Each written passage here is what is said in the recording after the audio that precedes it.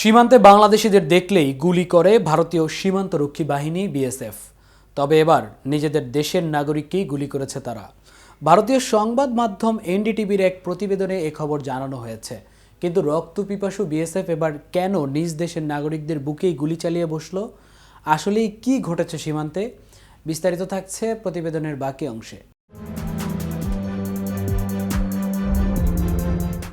প্রতিবেদন মতে গত মঙ্গলবার অবৈধভাবে বাংলাদেশে প্রবেশ করা এক ভারতীয় যুবককে গুলি করে বিএসএফ।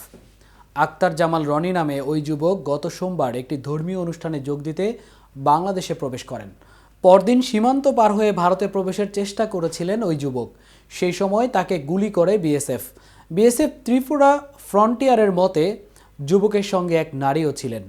বিএসএফ সদস্যরা দুজনকে বাংলাদেশের দিক থেকে সীমান্তের বেড়ার দিকে আসতে দেখে সতর্ক করে বলে বিএসএফ কর্মকর্তাদের বরাতে প্রতিবেদনে দাবি করা হয়েছে।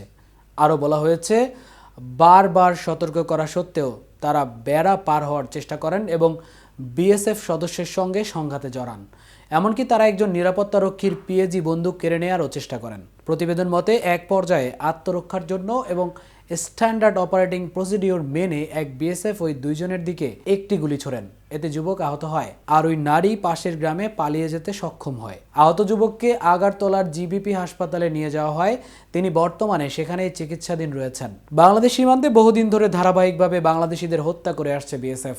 আইন ও সালিশ কেন্দ্রের এক পরিসংখ্যান অনুযায়ী 2009 থেকে 2024 সালের জুন পর্যন্ত বিএসএফ এর গুলিতে ও নির্যাতনে অন্তত 607 জন বাংলাদেশির মৃত্যু হয়েছে।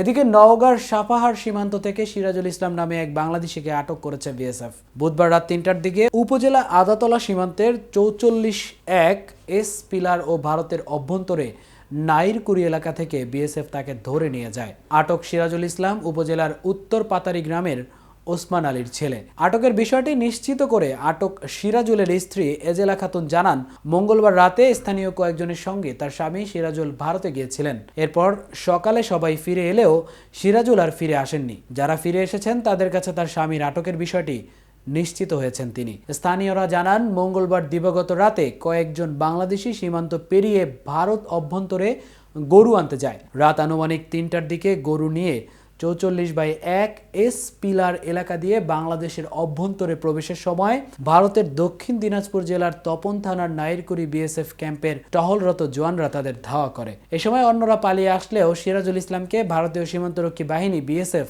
ধরে নিয়ে যায়। এ বিষয়ে নওগাঁ ব্যাটালিয়ন 16 বিজিবি অধিনায়ক লেফটেন্যান্ট কর্নেল সাদিকুর রহমান বলেন, ভারতীয় সীমান্তরক্ষী বাহিনীর হাতে বাংলাদেশি কেউ আটক হয়েছে কিনা এমন কোনো তথ্য তাদের জানা নেই। এতক্ষণ সাথে ছিলাম আমি মামুনুর রহমান। কেটিভি নিউজ 24 এর সাথে থাকার জন্য ধন্যবাদ।